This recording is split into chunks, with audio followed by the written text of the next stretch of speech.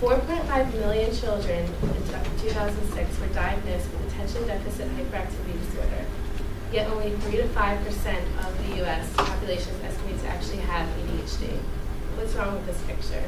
Are doctors just presently more quick to diagnose these children, or are parents more paranoid of the symptoms of their kids today? Maybe the teachers are pushing medication on their more disruptive students. Or maybe children do just have shorter attention spans these days because of the rise of technology. But it's not only children with this problem, it's you too, it's all of us. 1 in 5 college students without ADHD admits to using Adderall without a prescription. Parents need to be wary of the ways that doctors are diagnosing their children, or if their teachers are pushing more medication on their children. College students also need to be cautious of their recreational use of unnecessary drugs for schoolwork and for other reasons. In order to correctly prove and treat a serious disorder, there needs to be a more thorough procedure of diagnosis. How do we stop this fad? We have to realize the way doctors are testing these potential ADHD children. First, they usually start with a psychiatric exam where they give the children interviews and questionnaires, and then they take them to do a continuous performance test that they must score positive on a computer. They take the typical medical and family history, do a physical or neurological exam. The most important part is an EEG, where they see the brain waves, and if certain waves show their the cortical slowing, it shows if how their attention spans work. And they base all their criteria off the DSM-4, which is like the psychology Bible of how to diagnose disorders. But the problem is a lot of doctors are just testing these things in isolation, so they don't do all the tests together, so they just write a quick prescription of something that might be ADHD, but it could really be something more serious or less serious, and they don't need the Adderall or Ritalin if they're being prescribed. And the effects of this daily medication, we don't really know the long-term effects yet because it's just recently been increasing.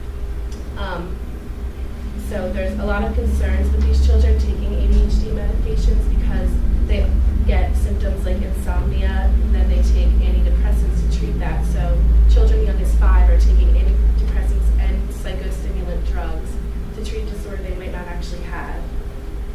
My cousin, for example, she's 10 years old. We used to have to prepare for her to come over because she was so wild and crazy and always wanted to play and just was a typical jolly 10-year-old girl. But one time she came over, she was just sitting on my sofa just watching TV, and when I asked her if she wanted to play, which was like an honor for her if I got to go outside with her, she just like shook her head no and didn't do anything. And my mom told me that she was on Ritalin to treat her ADHD. And so I just don't think that it's right for children to go through this, that all these symptoms of the medication that's not really necessary for them that young, side effects such as personality changes, loss of appetite, high blood pressure, insomnia, and depression. And children young, like ages 5 to 17 take this medication. And in general, people shouldn't even rely on medications to alleviate all of their pains and worries, especially if it's not serious. And more importantly, college students shouldn't rely on Adderall to write their papers, stay up late to study for finals, or to mix with alcohol to stay up all night and have more fun. But because the casual use of ADHD medication, which isn't necessary for someone with it, we don't know what's going to happen yet because this new fad of popping an Addy is recently increasing. And if college students take Adderall without needing it, they may condone it for their children later in life.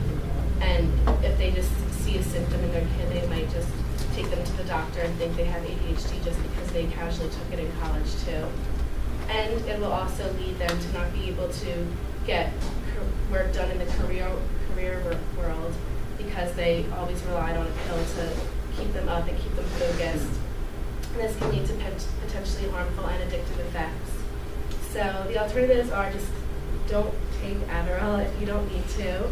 And if you know of people, I know of people who take it to study, just offer to study with them in progression of like when their test is, just say like, let's go to the library and study instead of letting them stay up till 4 in the morning on Adderall, studying and writing a paper.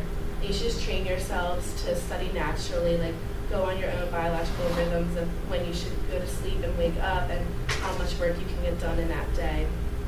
So all in all, teachers shouldn't push for unnecessary ADHD treatment for their more disruptive students. Doctors should use all of the tests and not just one in isolation to make a quick diagnosis of a serious medication on a young child. And college students need to stop taking Adderall and just have study habits that don't require medication to take. And we need to stop this rising trend of the medication-happy society in order to live our lives independently and naturally.